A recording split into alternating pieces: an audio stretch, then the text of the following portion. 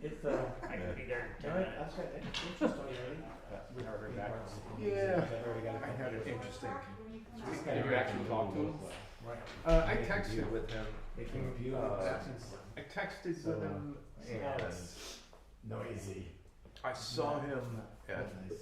Just on that Oh. meeting, but a couple of weeks ago it needs to go where you want it to go. Yeah, well, I have your attention, I know. at that gig you Yeah, played. exactly.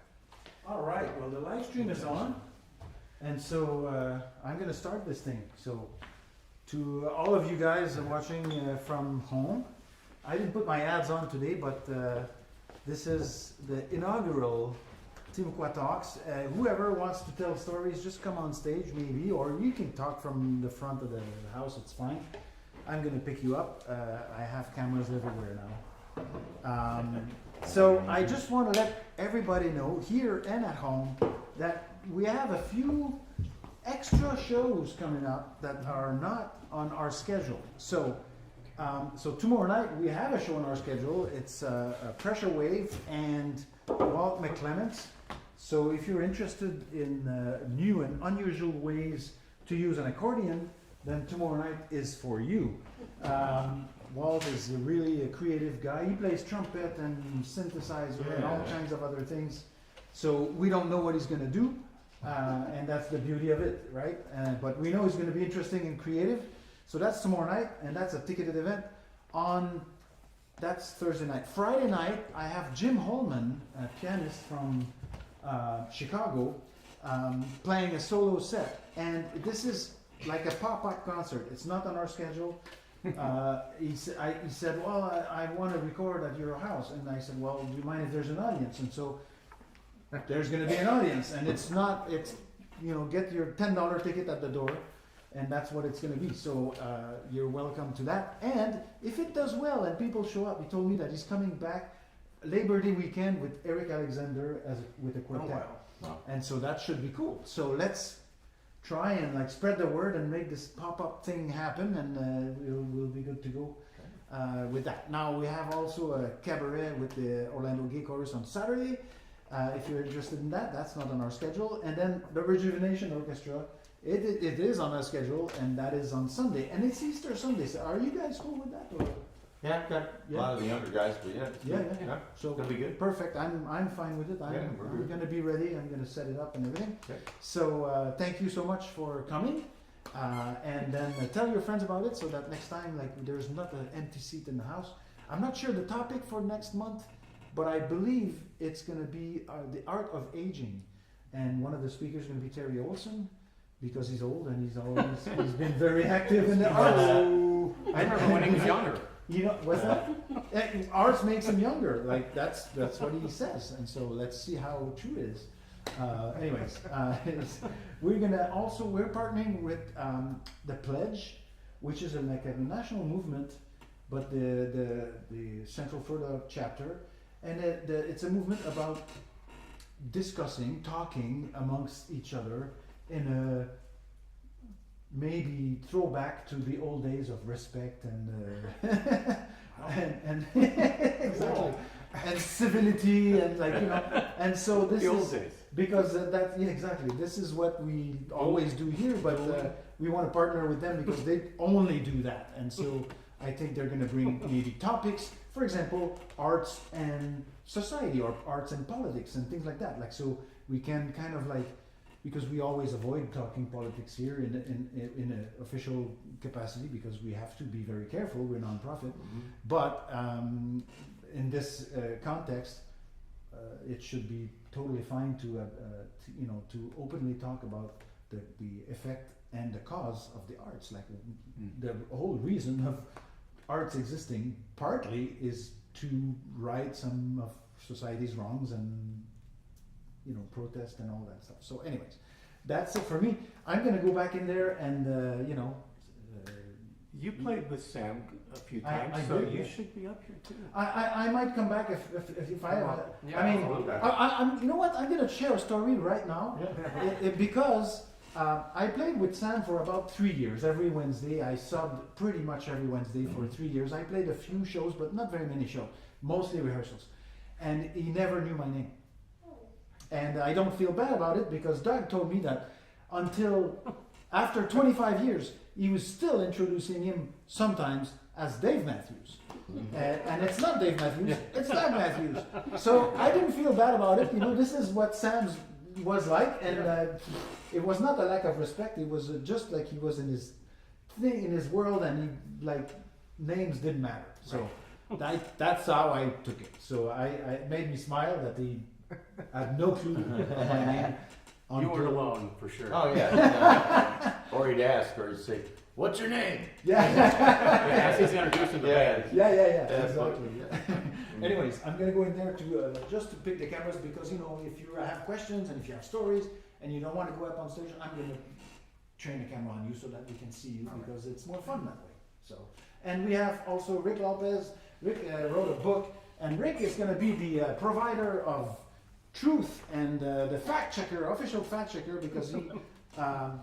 Well, you don't see the book from this angle, but he wrote this book. It's a pretty serious friggin' book about Sam. I will say, like, I got a couple jazz degrees. I was on the early end of getting the graduate jazz degrees when they were coming out.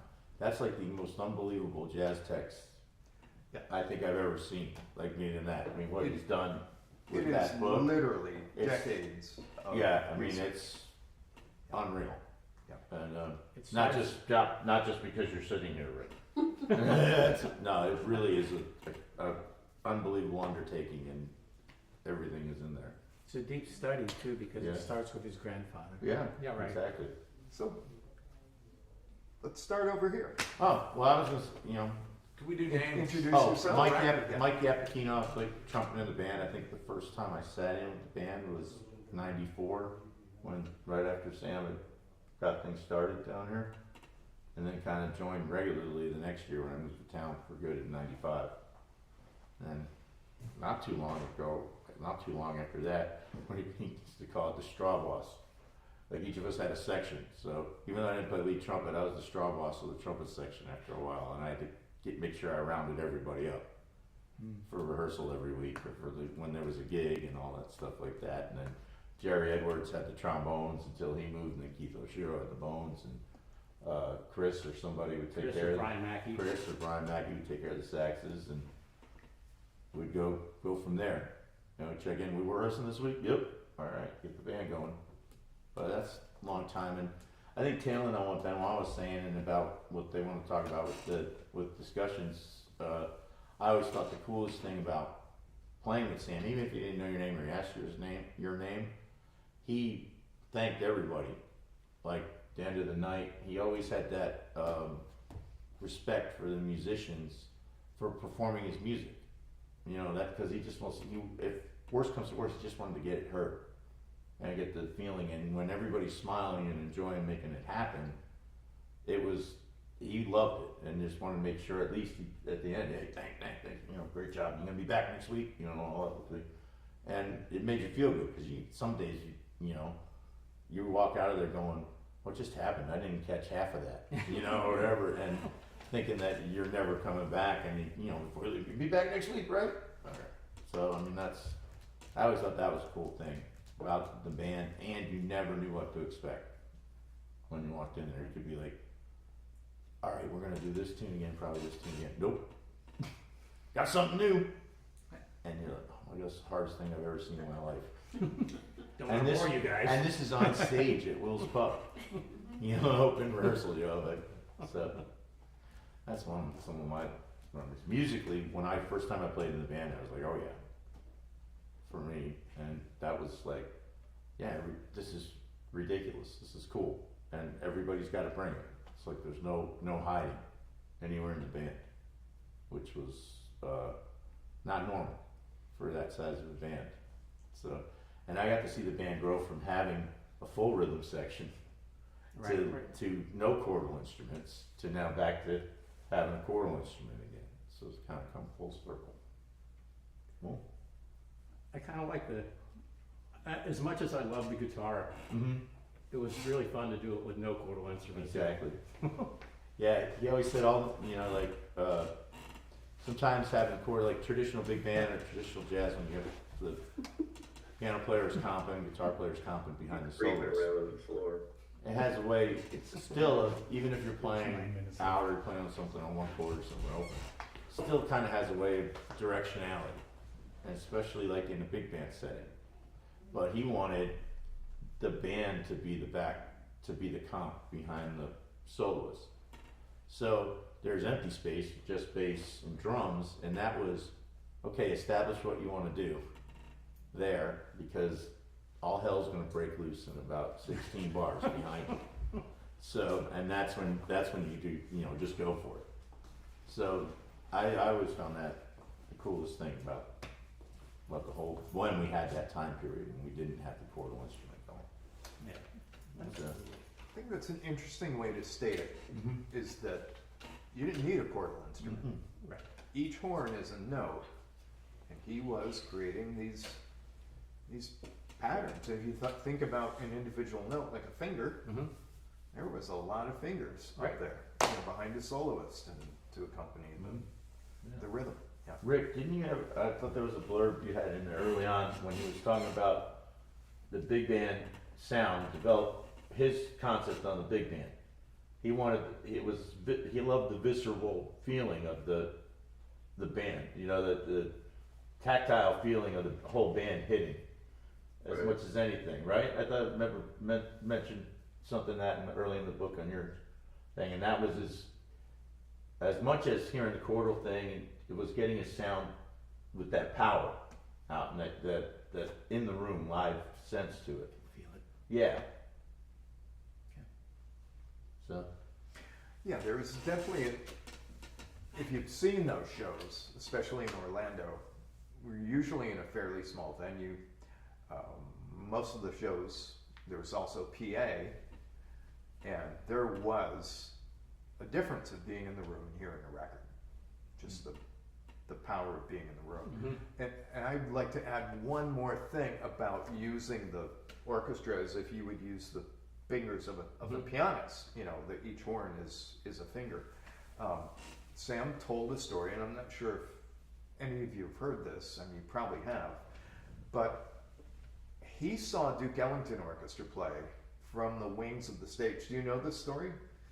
So from the wings of the stage, he watched Duke Ellington Orchestra, which, if you're a jazz musician, it's the periodic table essentially. You're looking at the periodic table of jazz arrangement, and there are these heroes, and people had been in that orchestra since the late 20s, in some cases, still in there decades and decades later. And he said from the side of the stage, band was great, but when sections were laying out or solos were going on, below the individual bandstands for the music, these amazing legendary musicians were reading a novel or a newspaper or a magazine where if you were in the audience you couldn't see it.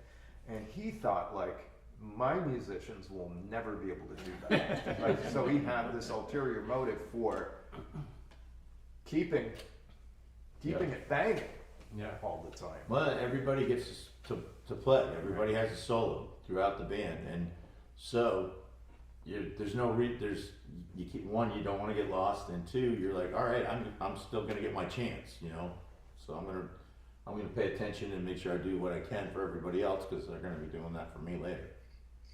And I think one of the other beauties about all this and why the music, I think, has grown in the 30 years that I've been doing it as much, and even listening back to the older recordings, is depending on the players, he left a lot of space for interpretation, and we had so many people, especially in the 90s, all over the years coming through the band. So every week, the band would kind of have a different vibe. And Doug and Anthony were so good at just catching within a couple bars what you wanted to do, and it could change the whole tune week to week. Yeah. And that would happen with each person. So even if we did something 2 weeks in a row, it'd be completely different due to the personnel. Or he'd want to try a different tempo. He'd come in and be like, and you start thinking, and he'd be like, somebody said, no, we usually do that. You'd be like, oh, I'm here to hear tonight. So that's an interesting point. So this is Doug Mathews, by the way. Yes. Doug Mathews, what year started? I did the probably the first or second rehearsal when he first came to town. And then, because I was always, back in those days, there was so much work in Orlando, the idea of, even though it was Sam, I didn't really know Sam that well yet, other than from Sam and Dave Holland records. It's just kind of too busy to get involved in I'm going to take my Wednesday night off of my schedule and go do that. So I kind of bagged out for a while until it circled back around. So was it 91 that he first came into town? And it was probably around 90 into 93 or very beginning of 94 that I actually came into the trio. They had done a tour with England, I think Germany, with Anthony was already playing with Sam, and Charlie Silva was playing bass. And they got back, and Sam was like, kind of wanted to change things up. And Anthony, I'm so thankful for Anthony. I wish he could have been here tonight. This would have been fun to jog my memories with him around. It would have been crazy. But anyway, so he suggested, hey, what about Doug? So I got the call and started playing with the trio, and then Kevin Stevers was playing in the big band at that point. And it kind of just circled all around that I ended up doing the trio and the big band again, and that led to the next 18 years or so. Yeah. Just 18 years. And just following up on Mike's point, these compositions, I think it's maybe worth stating, is you're reading big band music with no dynamics marks on it. So, to Mike's point, is that we have this rhythm section who can listen to a couple of notes or side-eye a gesture from a soloist and completely change their dynamics, which will alter everything from the bands, the soloist, the backgrounds, everything will change based on this. How long did it take you and Anthony to lock this up with Rigby Orchestra, where this was kind of a regular thing, where you're just kind of pulling a lever and changing the dynamics? Because the two of you folks had played in a trio already before the two of you were regular with Sam. Right. Yeah, I think that was just kind of natural. And that's the beauty, that was really the beauty of by the time I came back in, there was no chordal instrument at that point. I kind of came in and got guitar and keyboards fired, apparently. So, because that's when it turned back into just bass and drums. So it really opened it up completely for being able to change gears. Anthony and I also worked with this crazy guitar synthesizer player named Michael Leisure for a few years before doing Sam. So that we were already had that thing going on where it would change on a dime. Yeah.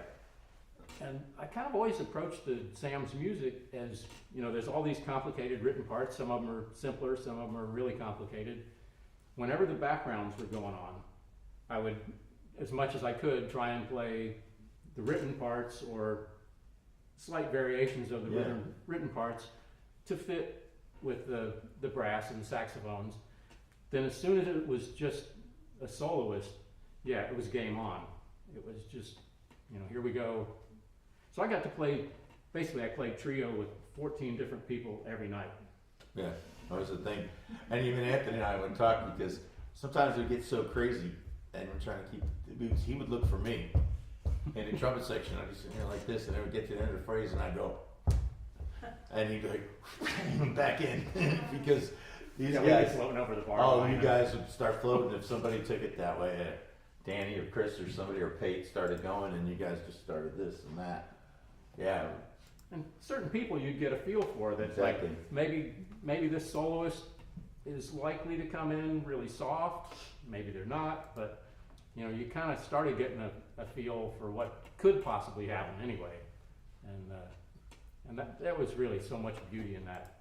It was just that's my favorite thing, and especially the Wednesdays I would come from a church gig rehearsal, so I'd be playing church orchestra music until I don't even remember what time did we hit? 8 It was o'clock, 10. 7? No, when we were doing the clubs, I'm it was thinking like, earlier. rehearsal was like 8. Yeah, but when we were doing the clubs, it was 10 or 10:30. Right. Because I used to do candlelight processional at Epcot.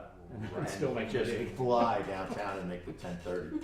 Second Wednesday set nights. is usually about midnight. Midnight, yeah, Yeah, we yeah. do, yeah, 10:30, 11:30, take about a half hour off, and, or we go 10 to 11, take an hour off, and then do a midnight. So this, by the way, is Keith Lay. Yeah, And Keith Lay is a composer and educator, and was quite a good friend of Sam's. Yeah, I got to see him compose, and we talked a lot about composition. So what did early seeing Rugby Orchestra play from you, you know, is in your teenage years, you're not a fan of Kiss. You're not a fan of No, I grew up any of that. being a total nerd in 20th century and in jazz. And I was more of on the Kenton side. So when I saw Sam for the first time, a student invited me, says, "You got to see." He played me a recording, and before, you know, this is the social. And before you guys got cooking, remember how he'd vocalize? oh, yeah. And it was terrifying. So what the hell is this? And whoa, is whatever you call that sound. Anthony would start just And bashing. then people would start screaming and yelling, and it sounded like this place is insane. It's everyone is totally insane. I gotta see what this is. And then the band would hit, and then when you're down there and you talk about feeling it, it's like, well, first of all, you gotta know he's not using chords. This is not nice music. This is music that is like out of this world, energizing clusters. Yeah. And it's like, at first you think, God, this can't be true. This is like it's too good to be true. It's like, is everyone on a different chart? Is this a lot of mistakes being made? Because there's so much dissonance that it becomes another language. And that's the first thing I think that people that visited they were coming to, you know, come to hear a smooth jazz thing. No. And the, you know, the rhythm section, just the potency of every musician and delivering this energy, and Sam being in the front, you know, this skinny, tall guy, you know, and he's, you know, yeah. And it is a spectacle, and it's one that you just got to keep going back. Not to mention, I mean, like Mike, a really amazing soloist, and he got to go free every time. And so when I listen to the records, it's like I know who the soloists are, because in this type of free jazz, expression jazz like this, your personality really, really flies out, and I mean that's part of the joy of the whole thing. He had, there was a funny story with that when we did the Aurora album, and he put together all this stuff because we did it at Full Sail. Right. And I don't know if he did it to you, but he sent me all the tracks, and he said, "You got to tell me who's playing which trumpet solo," because they went through on each track and marked who was doing what. And he did the same thing to Keith and Jerry, and because he gave us, you guys got us the pre mixes. Oh yeah. And then Chris and you guys did the saxes, because he couldn't remember, because the parts weren't always accurate who was playing where on the things that he had, because everything was written by hand. I didn't realize that. Yeah, because so we it's tasked like- him to with the solo warrior, and I thought he was just taking it, but he turned No, to you. he wasn't. He didn't trust No. himself. He, So he called all the section guys and needed to said, do a- "Listen and double check for You me." needed to do a textual listening of who's who in this. Well, in this remember, this was an era when people bought these things called CDs. They had tangible, and there was print on it. And on Aurora, I was lucky enough that he asked me to do the notes. This guy made that happen But- too. That yeah. record too. Yeah. When we But did that. wonderful. Well, Matt produced it. Yeah. Right. And both these guys made it happen. And I helped make the Full Sail connection.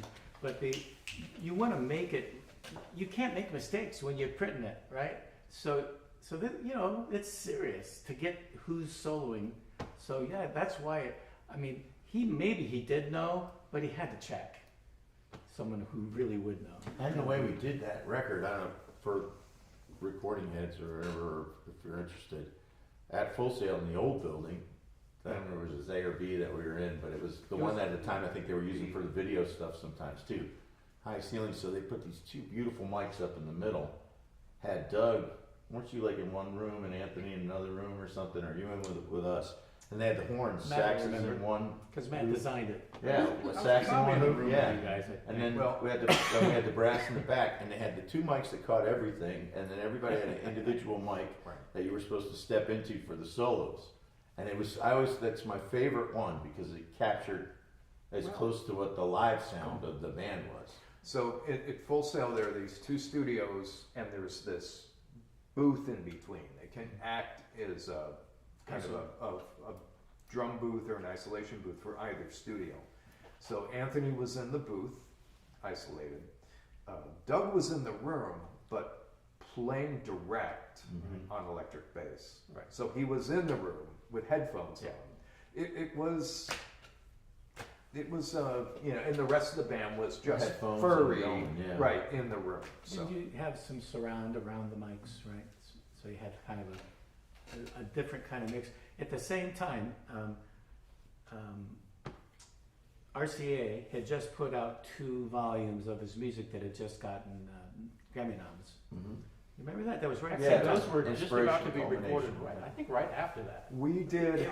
It was, They I were think, a the little That before. was before. And- Full Sail was the same month as those RCA. Yeah, because I had been in And- Europe for the whole summer, and I got back just in time for that recording. And those are the traditional way, where you put people in a large room and you mic everybody and you isolate everybody as much as you can, and then you put together in a mix.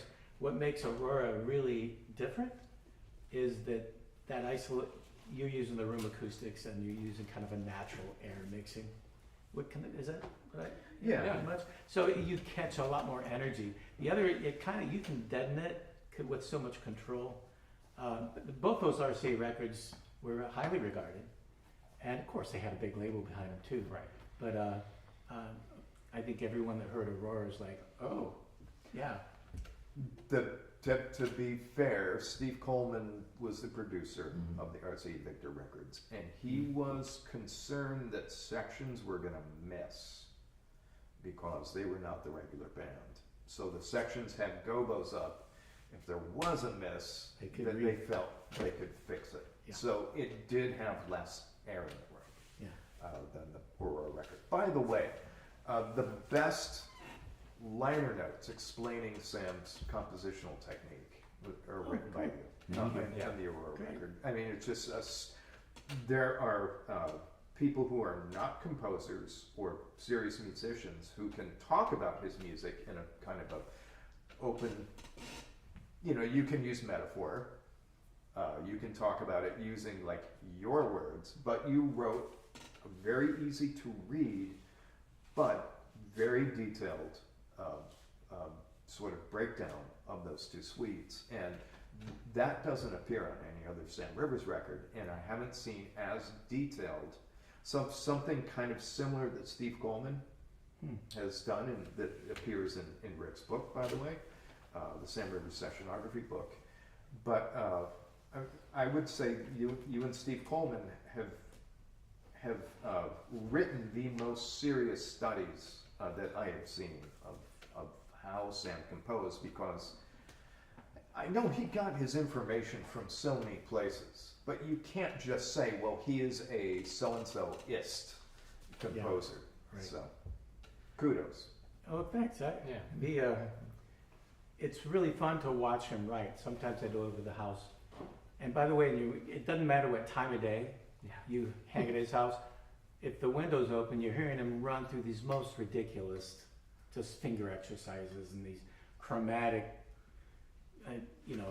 running through God knows what's running in his mind.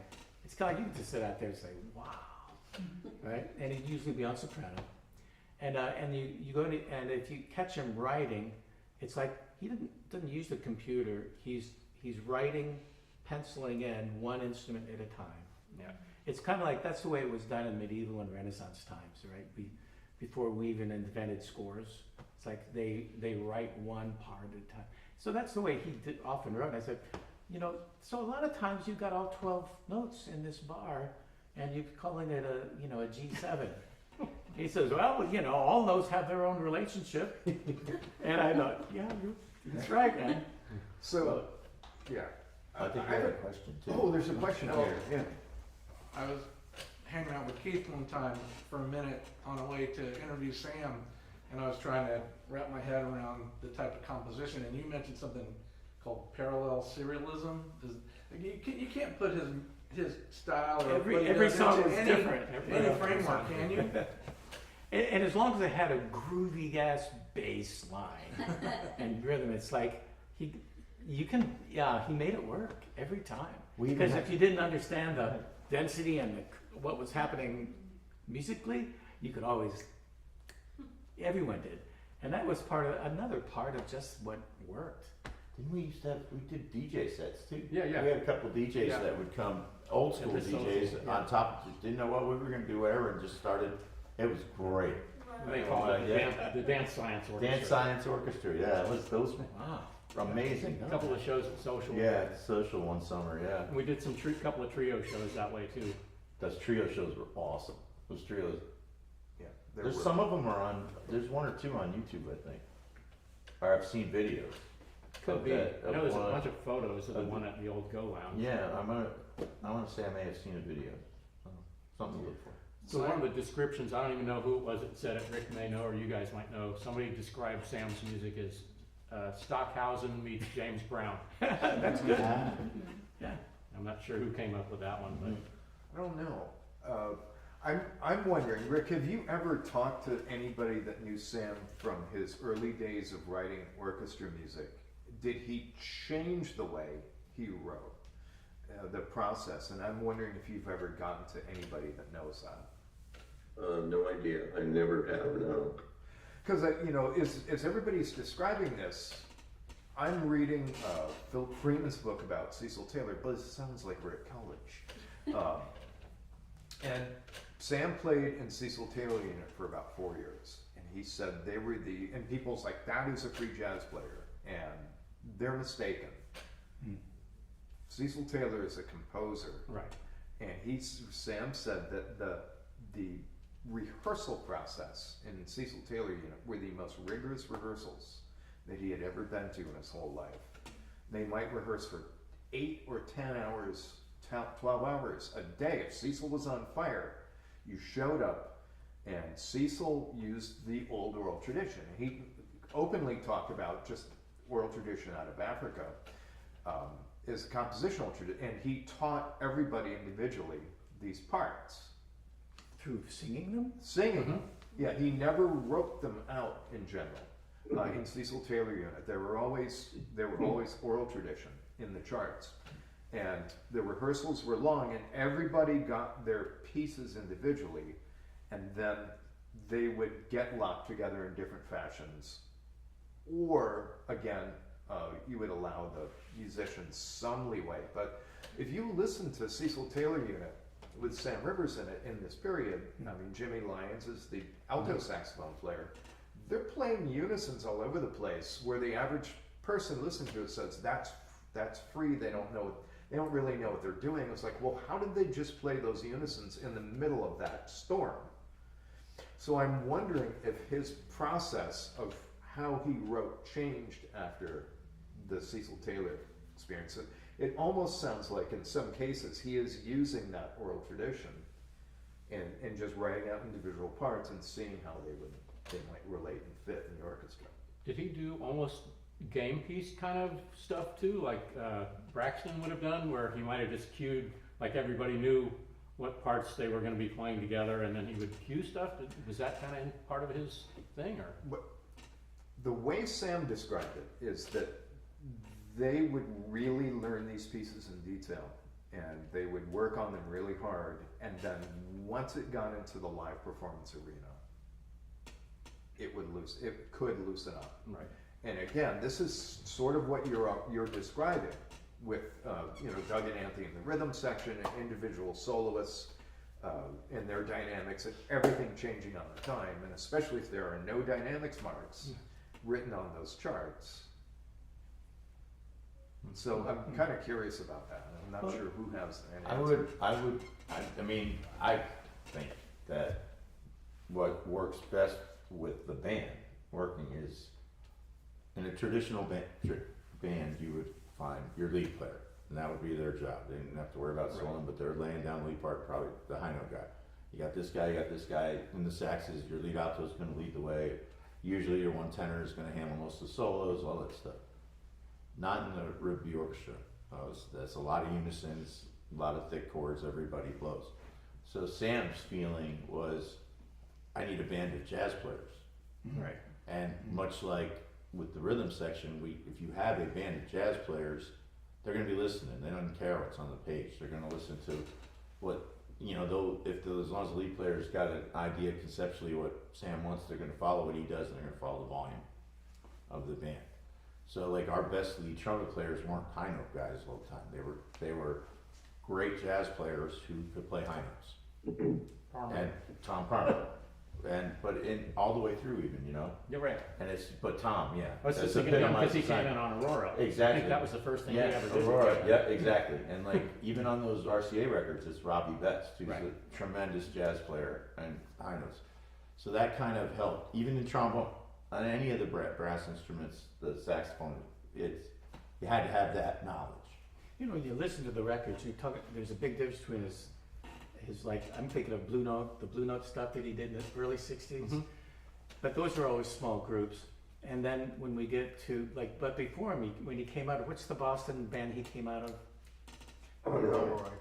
Yeah. Oh, sorry. Yeah. Listening to those records, right, is not that different. I mean, it is really forward. It's a lot more like what Sam becomes. Mm-hmm. So, and he's going to already be in his late 30s by that time, in mid 30s.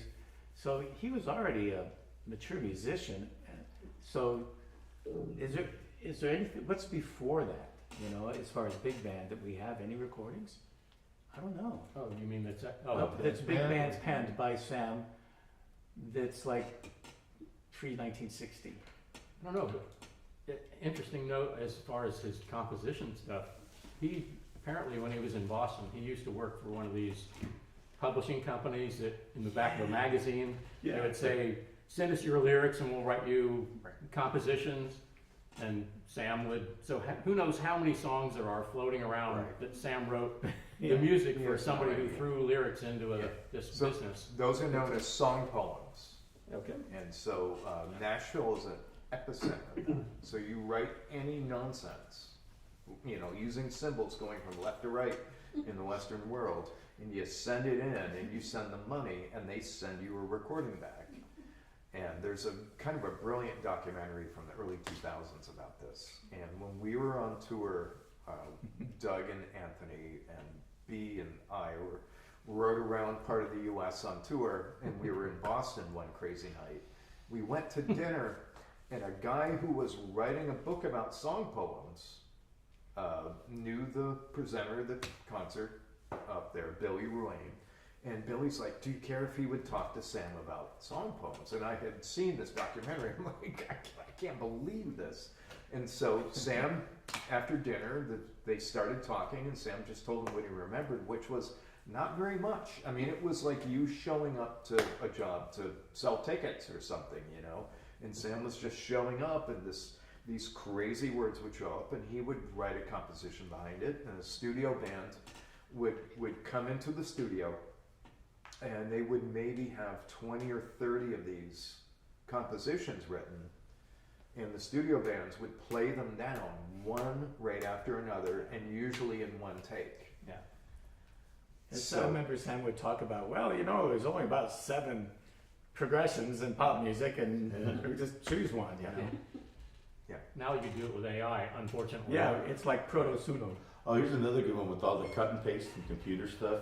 What I was saying from a technical standpoint, the one thing that Sam did use technology on later is with Xerox copiers. Yeah. What he would do is he would handwrite parts, and if it was a lot of the riff tunes that are smaller sections, photocopy those, and then tape them in the other parts, and then take the whole thing once it's done like a newspaper, take it to Kinko's and do the whole chart, and then print it, and we would get a photocopy part with everything, and most of the time you can see the tape lines here and there, Yeah.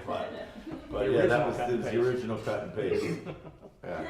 And they all got to know him at the Kinko's and all the copy places, like in the area around this place. Keep on perking, Mr. Yeah, Rivers. keep on working. There's supposedly bins of those compositions that Monique has, or the University of Pittsburgh has made archives of Sam's work. Yes. Yeah, they're all in their archives. How do people access that or find I out? think you can access it, University of Pittsburgh Library System, and then look up Sam Rivers Archives. I think is that it, Rick? Yep, and every single one of his compositions is on there. Yeah, they're scanned in. You have to do some searching, Yeah. and digging, but Yeah. yeah, they're all scanned in there, Hard PDFs. Yeah. One of the things you might not know is that he was so fast at composing that he would just number them. Right. And then later on, he might title them.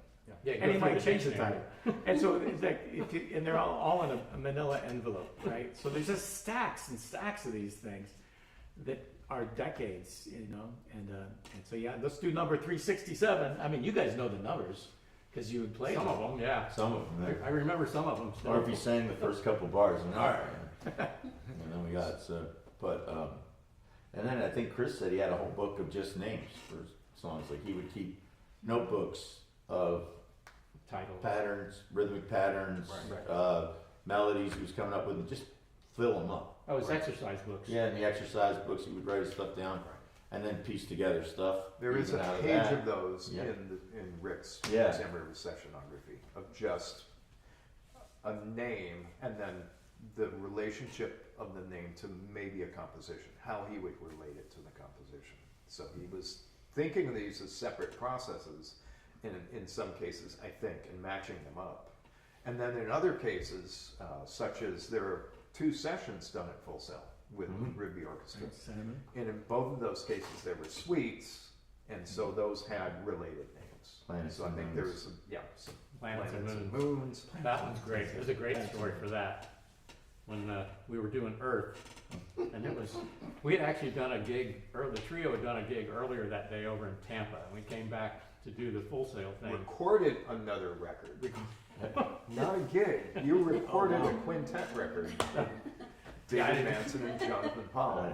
And then came back to Orlando and recorded overnight, basically. Right. So we're doing this composition Earth, and it's really crazy. It gets really nuts, and so Sam's in the booth. We're back listening to the playback, and he's sitting in the chair and his head back and forth. He goes, "Man, I wish I could write like that." Because the band was like Totally lost. Totally lost. Yeah, it was like just chaos happening. And it's like, yeah, that's Earth. And we were like, man, you want to go back in? We got a little bit of time. We can go back and do that one over again. I think we can make it through it. Everybody's jobs was done. No, he fell in love with it. Yeah, he's nope. Earth's messed up. That's messed up. Works great. So in a related story, and very related, there's a composition called Orb on one of the Impulse records, the Streams album, which was Sam's first jazz orchestra record. And that record was out in 74? Rick, 74? Am I doing okay? Which one? Streams.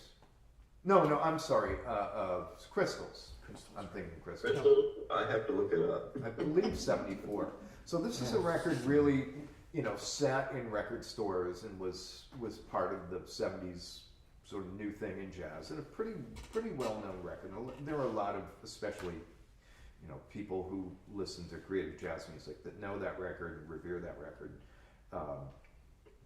You can definitely tell that there are lost moments on the record. And my favorite story is the first time I ever heard Orb at the Musicians Union in rehearsal, and I'm sure both you folks were there.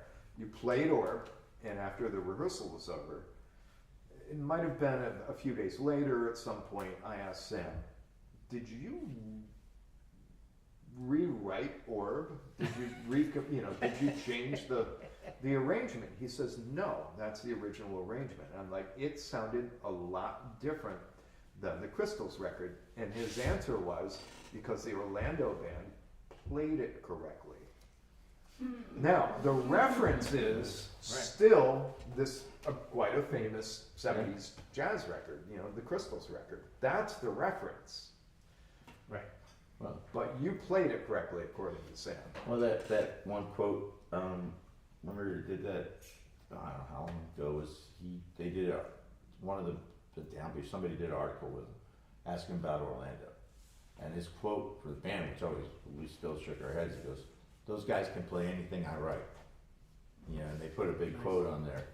And I always thought, yeah, we're the only knuckleheads, because the theme park guys are playing 110 degree heat. Yeah, right. Are the only guys that'll come out at night and take some more, you know? Yeah. Yeah, we're dumb enough to try and Yeah, get the parts right. but no, I mean, for us, it's like everybody's into that. It was a challenge. You know, in other places, they'd be like, "Oh, it's going to beat me up. It's not, you know, it's going to really hurt my chops." Here, it's like, let's do it. And for me, as a contractor, and I'm the band leader at Magic Kingdom, stuff like that, that's where I throw kind of young guys to the wolves. You know, they can't, you know, because everything's a word of mouth thing. And well, my word of mouth is, come out here on a Sunday night, let's see what you do. And, you know, that's a lot of guys sink or swim out of that. You know, a lot of Sam's thing in New York too. Although he had some, you know, great players in the band that came through, great studio players that could play anything. He also had a lot of guys that came through Ribby Studios that were pure improvisers. They were like amazing improvisers that maybe their first thing wasn't trying to read every note on the page. So that's, I think, one of the reasons why it was always different. And you've already explained the complexities of just playing music that, by the way, coming on Sunday to one of these open rehearsals, you understand, I mean, even for someone that's heard a Sam Rivers Ribby Orchestra composition in Orlando, you know, 10, 15, 20 times, until you have a problem in this open rehearsal, you know, in this semicircle up on stage, and start talking about why you had the problem, I don't think anybody really understands what you're going through, even with a composition that, you know, that you've maybe played, you know, 40, 50 times in the past. How many of you have been here on a Sunday with us? Have you heard the band or any of the recording? It's Cool. my first time here. That's your first time here? Awesome. Wow. Welcome. Holy cow. Welcome. He picked a good one. Well, one of the coolest things is once, like, we got out of the 90s and we're doing less like Saturday night hits, you know, like we're once a month or whatever, we're out of that scene. I don't know if anybody remembers, a couple years ago they had a exhibit at the Regional History Museum. They had the Sam exhibit, but they also had the one on the downtown scene of the 90s. We were a big part of that. They had one or two of the things, but we were, and even in the logbook, the calendar book for that Cheney's book that they had there, it was opened up to like a July, and we were right there. Sam Rivers on Saturday night, and you know they had count underneath it, all that stuff, and then, but Sam with the local musicians was the same thing. They all loved Sam. Came out, saw the band, do that. I mean, once we got out of that, we decided instead of trying to rehearse at the Union Hall, we would just try to do it at a bar. And we can all have a few beers, you know. If we make something off the door, great. If not, if it's an open rehearsal, and we would sell it that way. If you're coming expecting it to be clean like a concert, probably not going to happen. But you're gonna hear stuff that you never heard before, and you're gonna hear great players playing it. And we did that forever, like every Wednesday. We could make it happen. And There's some great nights. Unbelievable, The old yeah. Wills, Social, Plaza Theater. Plaza Theater. Yeah. So what I find interesting about what you're doing now is there's even more breaking down of the compositions than even Sam would do. Mm-hmm. So can you explain that process of why are you getting the toolkit out and pulling this thing out to its individual parts even more than Sam did that? One thing, some of the things we've been bringing in lately were some tunes we hadn't played in a long time. After the 100-year birthday celebration in Pittsburgh and New York and here, there was access to a couple more of the charts that we didn't have for a while, and some of those were, you know, odd amount of bar phrases, and they're hard. Can you explain that? Just put a little parenthetical around this for Sam- everybody. Sam had this way of writing, if he wanted something to feel like it was an odd meter, he would, basically all of his compositions he would compose in a two-feel, which if you were playing, to me it was almost more like playing in a salsa band than a jazz band, as far as the way you read. The feel was completely different, everything else was different, but the idea of counting in two almost the whole time. So if he wanted something to sound like it was in 7, he would just have it would be a 7-beat phrase. It would repeat however many bars it needed to repeat To come back. back around Yeah. to 1 again. So whether it was something with 11-beat phrase or 7-beat phrase. Yeah, you could have an 11-bar phrase.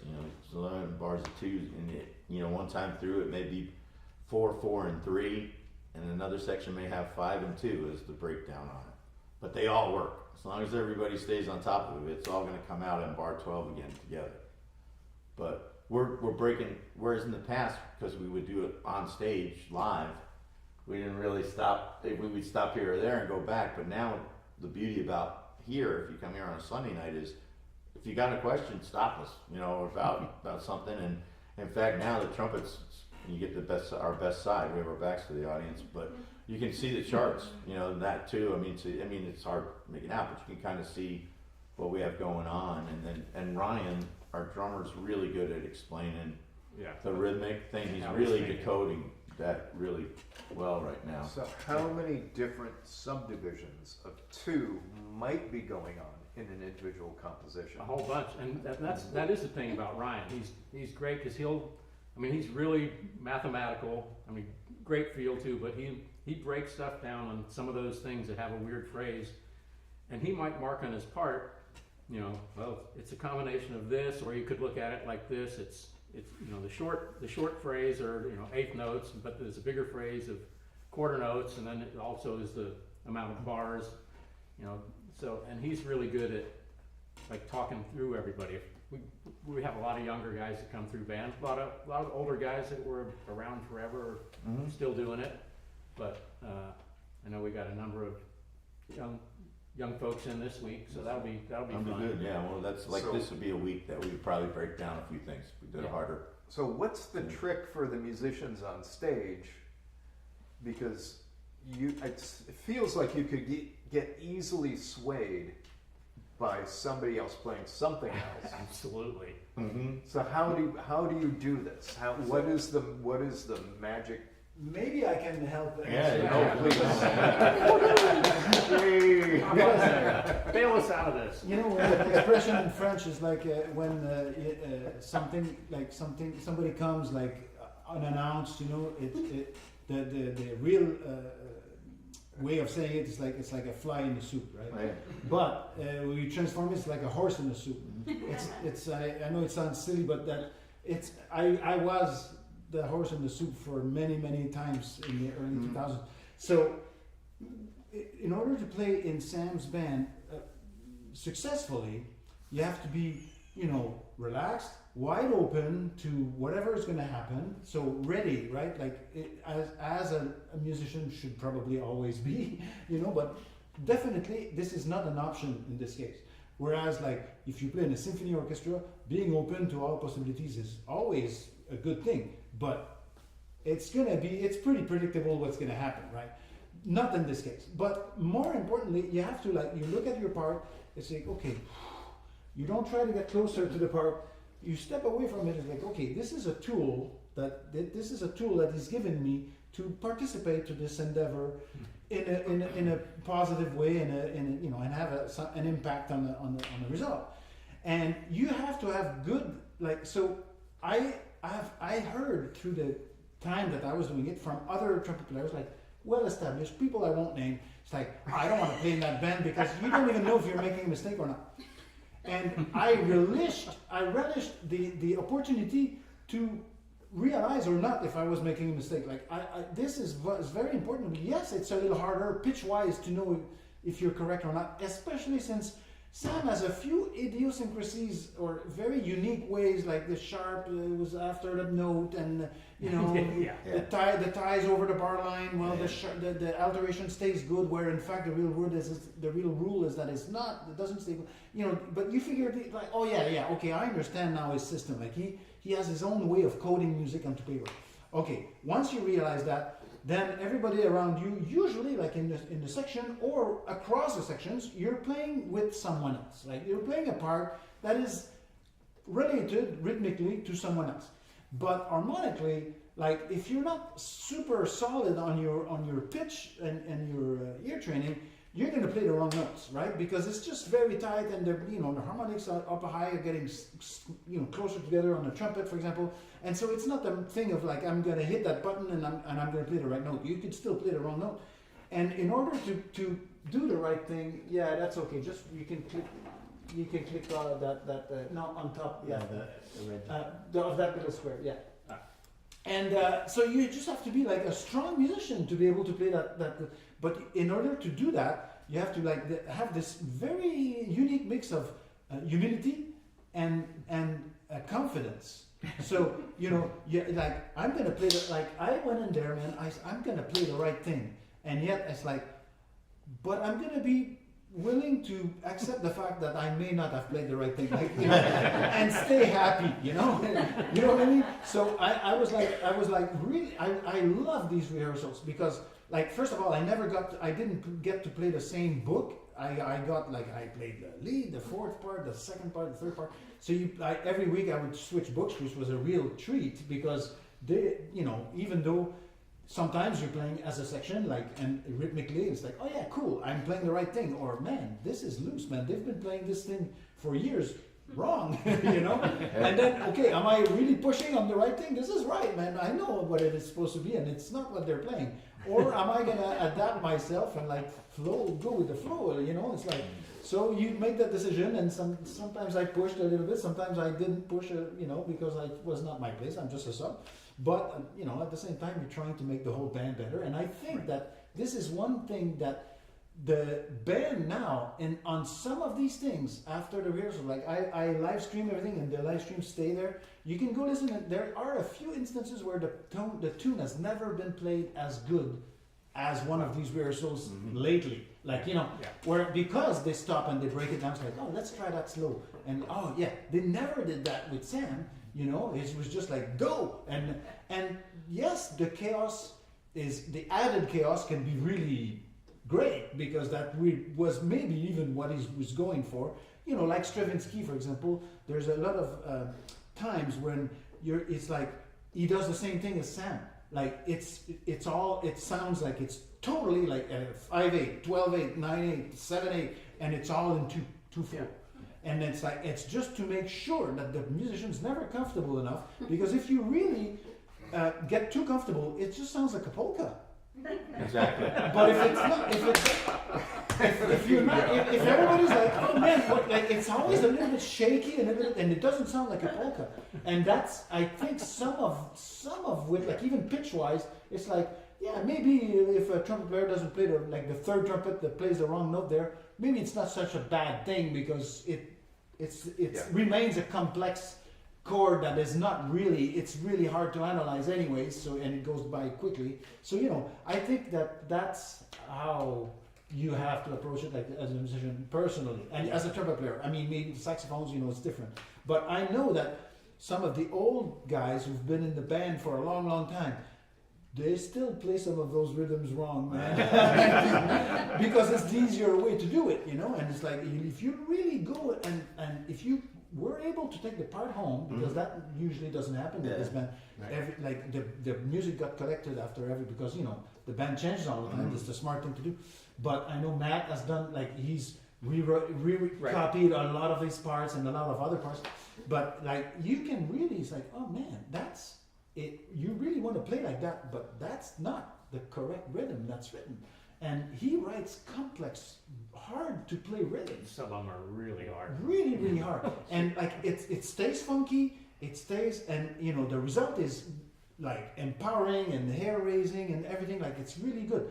Even when some of the rhythms are wrong, like, but I was always curious to see, like, I wonder what that music would be if it got played like as wild as you want when it's time to be wild, and as correct as you want or can when it's supposed to be correct. And we're getting to see a little bit of that mix in the past few months. So this Sunday is the Sunday. So I hope that you come back and you tell your friends about it. Yeah, one of the things we used to tell these guys when they would come in is, in general, because we wouldn't be any articulation marking, the drummer's on the hi-hat and the bass drum, short. Everything's gonna be short and poppy. Yeah. If they go to the ride cymbal, that's more like this, gonna be long. Sam would say everything gonna be long, big long phrases. No tongue. No tongue, just all the way across. And, you know, that would give you at least some direction. Kind of three-part question. As players, did you ever get any kind of exhaustion? And then were you ever overwhelmed or occluded, like dynamically, from the things you needed to hear? And could that be by design? And could that be a difference between when Sam was there and what's going on now? Because you're trying to play it. No, Perfectly. I mean, it's loud. It's loud. It's always loud. loud. But I mean, we're basically in a circle. We always were. Even if you're not in a circle in a big band, you can always hear each other. Like I mean, you know, if the venue is bad or the stage is set up in a way like you're way far from but normally I've never felt that in Sam's band. Like it was always, I could always hear what I needed to hear. You can't miss the bass, you can't miss the drums. And then, you know, obviously like a lot of times like it's one trumpet, one sax and one trombone playing the same thing, and then he gets these textures out, you know, and things. And usually I've always been able to hear it. It's funny I think the times that we'd have weirdness were big festivals, except Chicago. I nailed it in Chicago, and Portugal. But other times when we played bigger rooms and there was more mics involved, then it got tougher. But the band always, like in clubs and stuff, we functioned acoustically for the most part. Right. Very little miking even in small clubs, so we all got kind of Very used few to monitors, all that stuff. So it was just like you knew you were gonna blow your face off for two long sets. It's a tough gig. Like the So, guys I mean, who play the that's lead, like the lead book, if it's a 2-set night, man, it's like holy crap, that's a lot of high notes. It's a lot of playing. It's a lot of playing, and because you know, you get rests, you know, like in every big band, but and the solos are not long, and so you never get more than 16 bars solo in that band. So your story has to be succinct and clear. So, but you know that you're gonna have a story to tell basically in every tune. Right. So I always saw like, okay, I'm gonna play a 60-minute set or whatever it is. We're gonna play 6 tunes or 5 tunes or 4 tunes. I'm gonna have 4 stories to tell, and I would tell myself, don't try to tell every story in every solo. You don't have time in 8 bars or twice 8 bars, or sometimes it's like you have 3 solos in the tune, but they're 8 bars each or whatever. But I'm gonna try and do one thing, like say one idea. Like so it kind of frees you up to not have to try to say everything every time you have to play. So it was I think Rick is gone again, which is weird. Oops. But anyways, I don't know if I'm gonna redo another one. I'll call him up after, or maybe I could call him now and put him on speaker. That's what I should do. I'm gonna do that. But anyways, that was my. I don't know if that answers your question, Absolutely. but like yes, it's a tough gig. Chops wise, it's a tough gig, and you're kind of tired because you've given a lot. Like I don't It's know if mentally taxing. Mentally- You have to be engaged. Yeah, all the time. You're on like you don't get a lot. Even when you're not playing, like you get 8 bars off.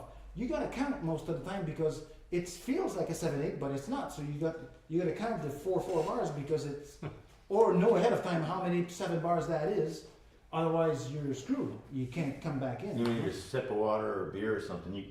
You gotta count. Yeah. You're always You gotta get counting. there and get back up. And I have a like everybody has their own counting system. Yeah. And, you know, when you play in a symphony orchestra, you get good at counting, and like a trumpet player. And I have a system where it's always in 4. Like some people they use 5. I'm always in 4. And in that band, I was like, I'm not sure if that system works. You know? But you gotta keep to it because otherwise, like, so I always like, you know, I would hold my horn and I had I use my fingers, you know, and so I could keep track without like being on every single time because you have to take a breath, otherwise your brain will melt after like 15 minutes of that. So how would a soloist count? If you're gonna like connect with Yeah. collective unconscious for a Well, moment. You want me to, Sometimes I wonder you want about me to that. tell you that? I'll tell you that. I'll tell you how the sausage is made. And they're lying too if they tell you any different. They're waiting until the next soloist comes in. Either that or the interlude. If they know that there's an interlude at the end. Especially the ones with the weird phrases. Yeah. Oh yeah. Exactly. And then when it gets all convoluted in the background, you're just waiting for. You're just hoping that the next soloist kept counting was going to come in really big, so then you knew you were out. So to help make this all tie together, maybe if you've not heard the music, is that generally there'll be a big head, right? You start it up, and then when you start the rest, most of the piece will be solos because Sam wanted everyone to get a solo, right? So they might be short, but who's going to be behind the solo? Right. Well, that's what we're kind of talking about. Well, you're playing, you're not sure if you're right or not. Usually, it's going to be a duet to start with, and then that duet will continue to play, and then we add another layer. You get a solo, right, on top of it, and then there'll be another small section where they're going to add another layer. It builds up, gets to another big pillar of everyone's together, or maybe that's when Sam takes it, and then you do it a couple times. And of course, every piece is different, Right. but the whole time you're planted by this guy, right, the drums, and so it works. It's really. If you get that, I mean, you'll get that if you come Sundays. You know, another interesting thing, when Sam was alive, he was always, I mean, he was dancing, he was conducting, but he was hearing those tunes, and he knew, so you had that to go by also. Right. Because he would be like, Right, absolutely. Yeah. and so, Right on so there was that everything. whole visual thing, and that's what we lost when we lost Sam. I mean, besides the amazing personality Yeah. and the knowledge of, you know, this is my music and that whole thing. But yeah, the idea of, you know, here's his presence that knows it and is, I mean, he's just up there grooving It's along, joy. doing his thing. Yeah. It's being just happy. joy personified in front Yeah. of the band. You're watching this guy as happy as he could ever be in life, right there for an hour. You know? So a lot of the shows that we did after he first passed, and we'll still do when we do more stuff. We were showing old video clips of the band or trio sets or other stuff, just because we missed Sam in the room. You know, it was just that giant presence that wasn't there. But now the band is, you know, it's becoming another thing. It's been rejuvenated. Yep. You know, it's got a whole new life. And, Such is the name. yeah, it's not just a States. name. So Yeah. you've changed some things as far as how you approach arrangements. Can you talk about that? So there's things that you're doing, leading this band, that Sam was not doing, as far as maybe approaching a part or an intro or a section or a specific motif or phrase, and you'll almost extract it and change it a little bit and plug it back in. Well, one of the things that Sam also said before he passed was that he didn't want just another saxophone player standing there playing his parts. So he always said, yeah, I should, you know, have guitar or vibes or piano or something, which throws the other chordal instrument idea back in there again, Right. which to me is a double-edged sword. I love the big band with no chordal instrument, but so when we have guitar, you know, a lot of times they're free to do whatever they want, but they've got Sam's parts, they're covering his book. So I don't know, it's just having them. So you've got intros that We've added some maybe stuff. you've got people, reed players doubling on instruments they would not have played. Well, I think that Yeah. that's there was a lot of those tunes when Sam was alive, when he was healthier. He'd start off just be playing soprano Right. just for a minute, 2 minutes, and these guys would come in and then bang, Right, we and get to then- the top of the tune. Right. So with the guitar, that's one of the things the guitar can't do the same way. You know, it doesn't come off the same. So Doug's way to get a workaround for that was, we got this great saxophone section. Why don't you all play flute at the beginning of this? So why don't you all, Right. you know, do this when we do Ganymede? Sam started it with the low brass up front, but that's like an end now. Low brass does a whole little like chorale stuff, free-form chorale. Yeah, it's just, I think that Yes. is probably the way. And we're lucky, the guitar players that Doug has gotten to play with us are not typical jazz guitar players in the fact that they're going to want to plumb chords the whole time. And Bobby and John and LaRue are all, they get it. And we have a different one this And time. we have different, well, they all get it. You know, it's all more like single line and fit in with the parts. You know, it's more like a rhythmic thing and making it work within what's going on with And the they play words. with sound a lot, which Sam did Yeah. a lot, like it, you know, the energy itself. Of it. Yeah, guitar really, as far as the fit for what I'm hearing in my head, if it had to be something, I really like the idea of guitar, just because it cuts through. They can play single lines, they can play Sam's parts, and then when it's time to go ballistic crunch, there's Yep. ballistic crunch built into the band on We top can take of it the to brass. another level. Like if we get to here and we really want to kick it one notch, you can turn it to 11 and we go. You know, then we can become, we're just going to be the foundation then. Let those guys let it rip. Yeah, so it's really kind of a beautiful thing. It really has changed it quite a bit. Anybody got anybody else? Any questions or? I mean, Background. people have mentioned the word dissonant, but the many times that I saw the band, the orchestra play, I never left feeling like I'd listened to dissonance. I always left feeling elated and lifted, you know. Dissonance can do that. Yeah. Yeah. Yeah. He also wrote so much melody. It's just the relationship of one melody over another melody, Yeah. over another Right. melody. So there, I mean, listen to the Aurora record. Let's talk about a record that we were all part of. Yeah, yeah. But that record, if you listen to all the parts, my gosh, there's so many catchy little, Yep. almost like tunes to whistle. You know, like it's a orchestra full of birds with all their little language and phrases. Think of Flair. How many people would walk around Orlando? I mean, you know, for whatever it was worth. And when we had the downtown scene, you know, a couple hundred people on a Saturday, then that whole week they'd be walking around going dun dun dun dun dun dun, right? Dun, dun, dun, or Crux. Dun, dun, dun, dun, dun, dun, dun, dun.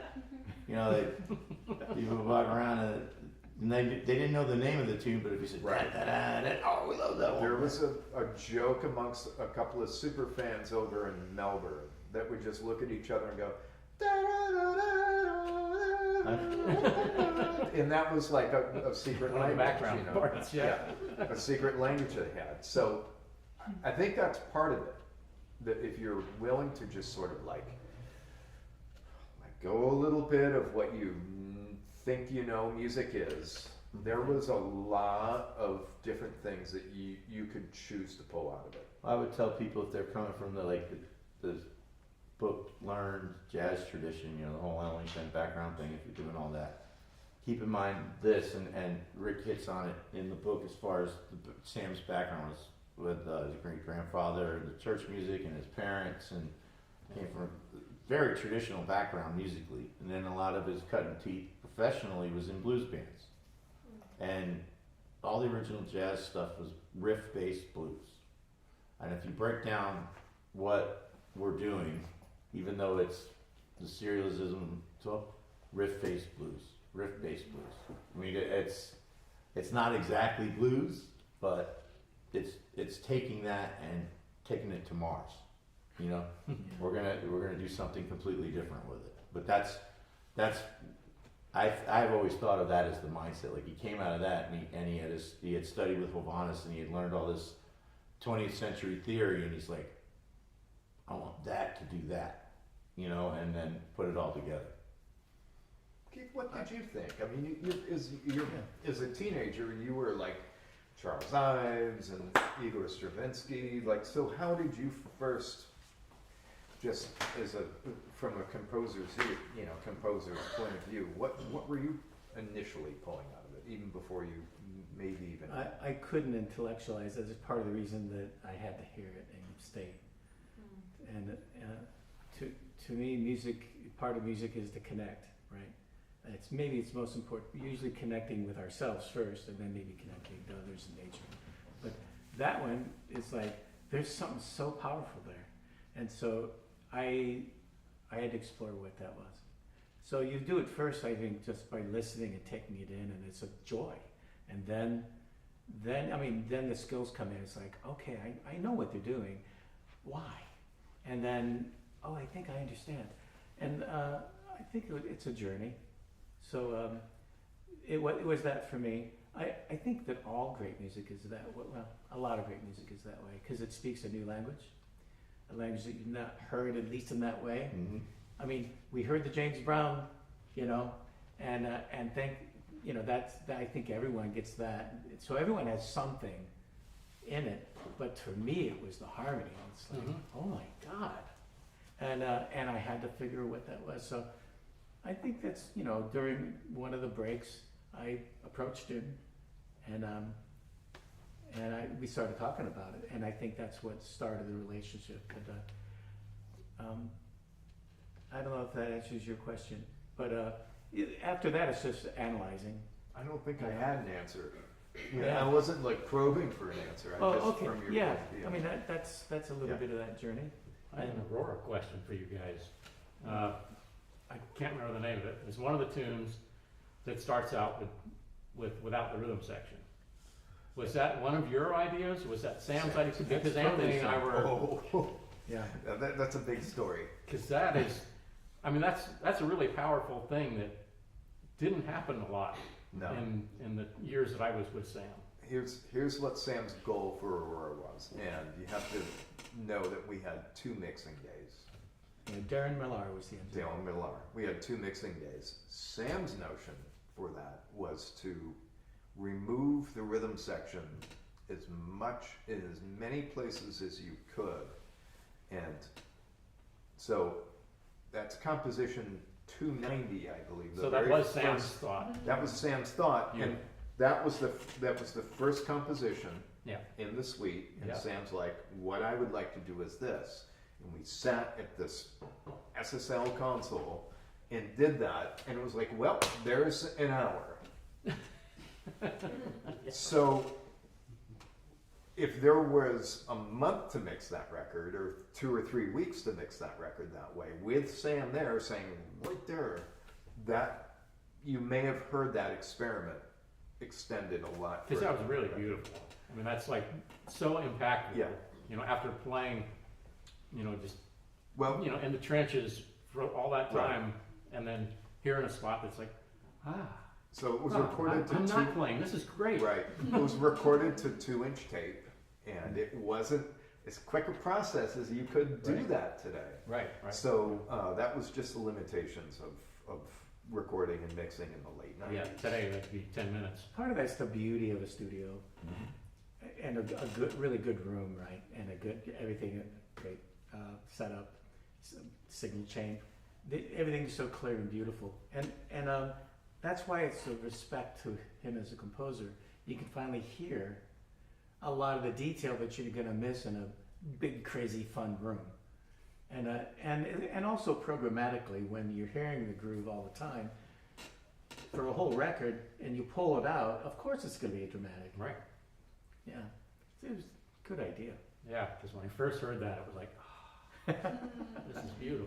It became really apparent fast that this was, with as many compositions as there were, we were out of time to do that, and it wasn't going to be easy to move that idea somewhere else. And it would also cost $1 billion in the end, experimenting and billing it out.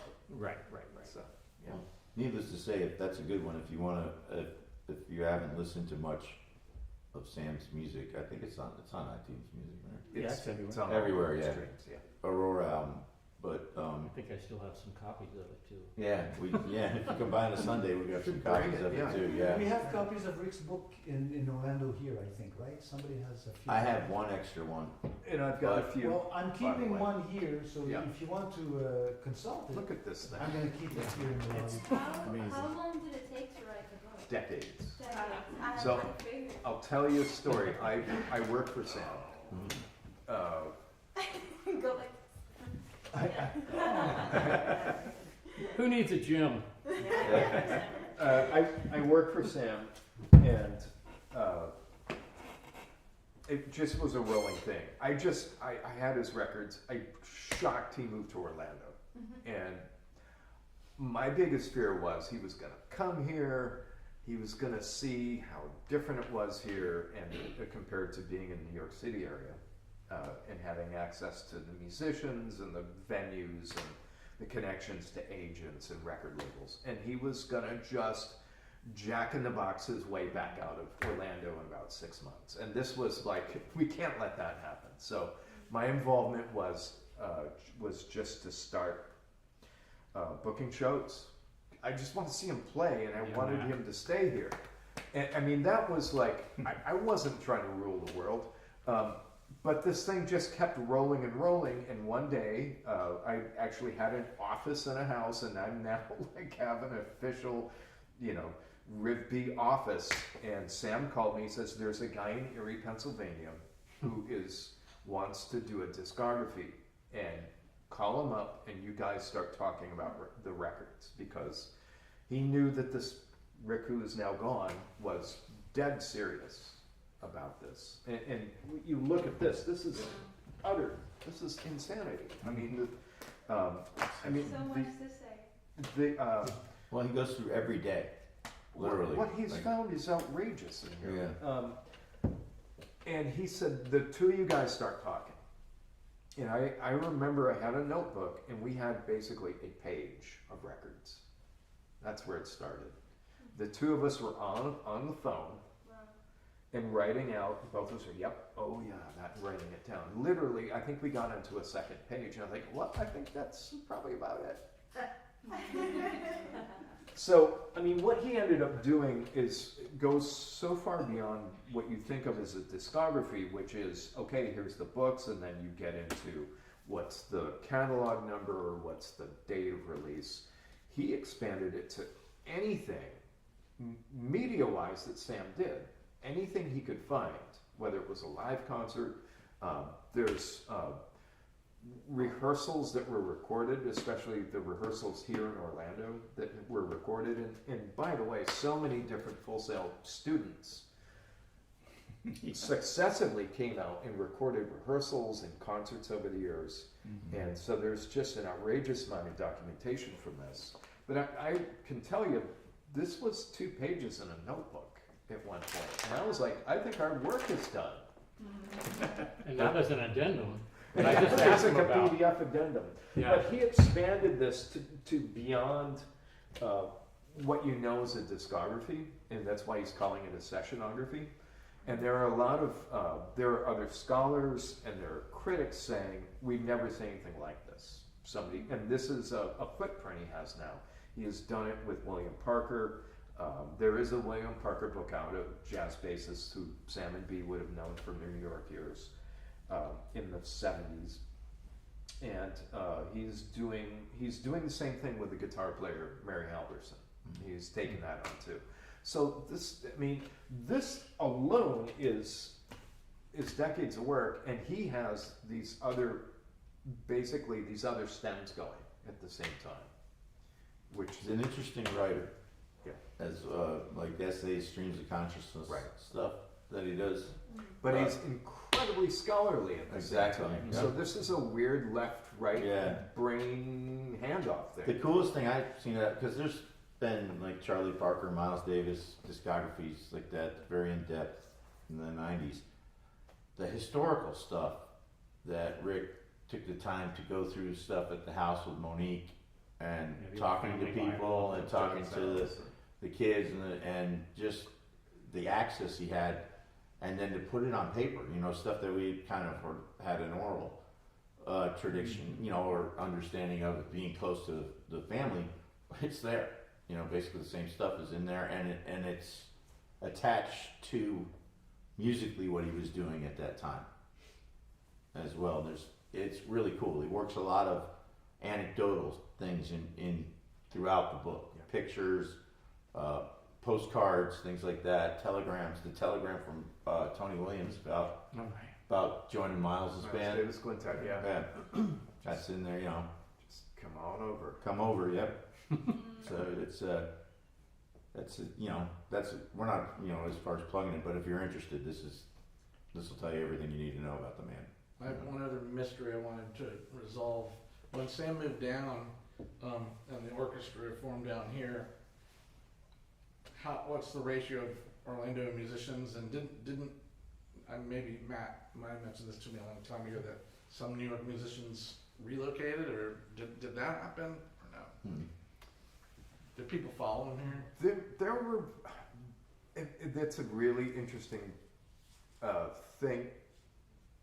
The story got out there that something was going on down here, and I don't know whether they thought there was like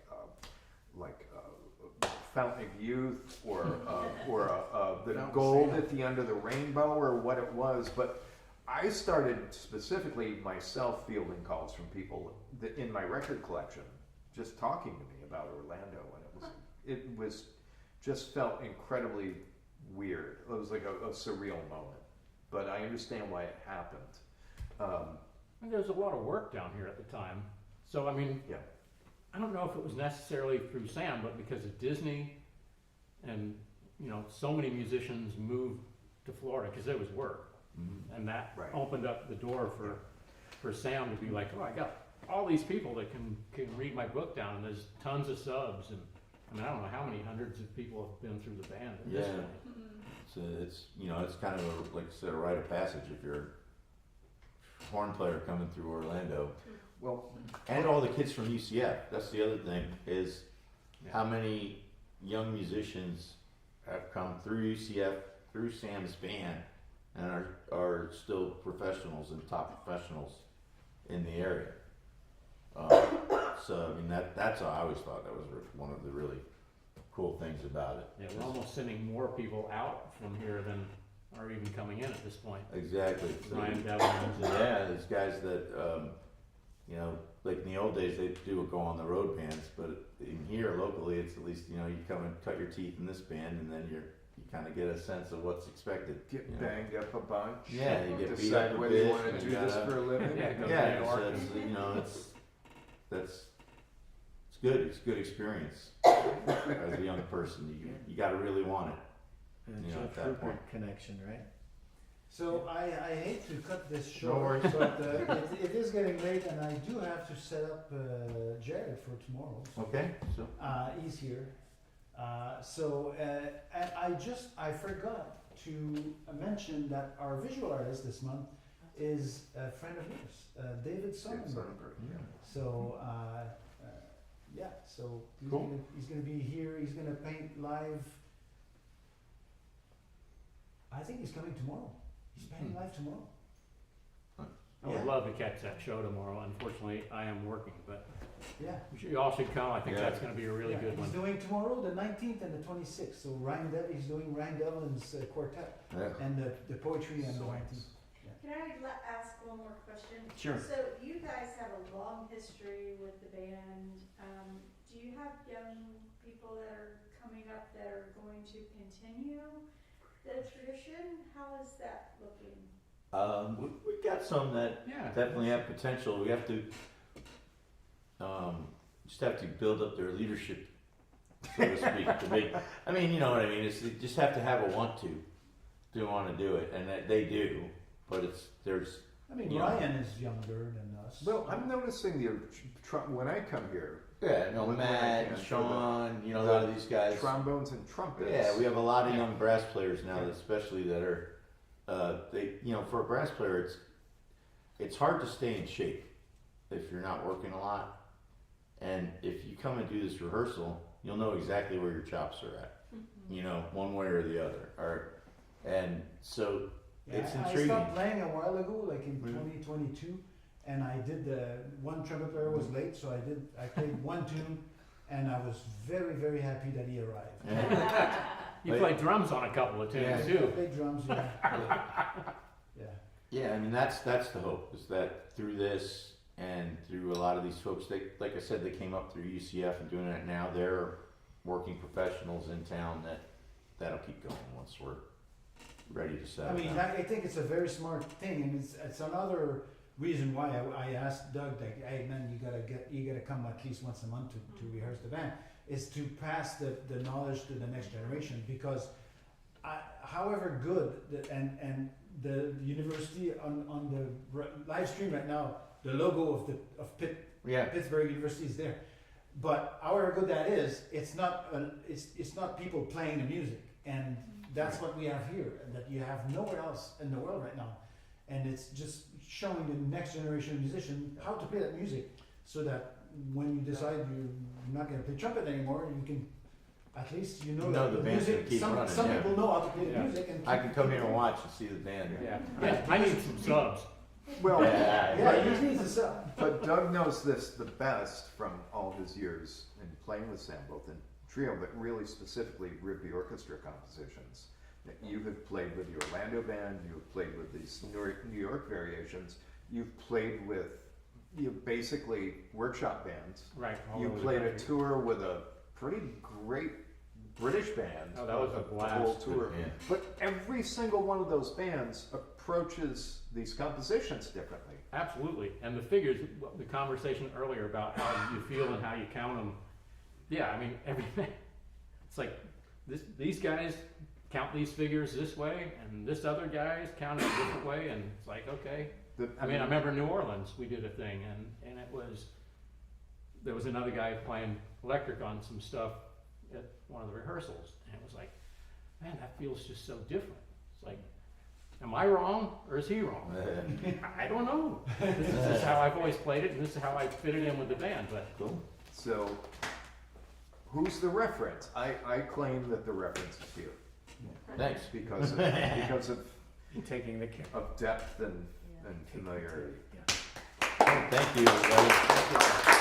Thank Thank you guys for coming, and I hope you'll be back. And you. Yeah, if anybody's interested in sessionography, look up Rick Lopez on Facebook, or GoFundMe is where you make a donation for the project. And also this rad shirt. And a yeah, reprint sure, of the- reprint. Yeah, that's the original Studio business Rigby. card for Studio Rigby in the 70s. We should have all worn our real Yeah. shirts, but But yeah, that's he still has a run of those. I just got some from our family recently, so. excellent. Thank Thank you you. guys. Thanks, Thank you guys for everybody. coming. Thank you. Thank you so much. yeah, this one was Finland. Oh, yeah. I miss the Streams of Consciousness ones. I think if we. I would Oh, love those to were bring great. those Yeah, I back. still have one of those. Oh man, I want mine Thomas, out. Thomas is still here. I mean, Thomas is going to be here tomorrow night. The guy who designed that trip. He knows I what wonder if he that still was has a the great file. shirt, Yeah. man. Well, he may still have the file. That side of them, those guys. I can ask him. Yeah, that's one of my favorites.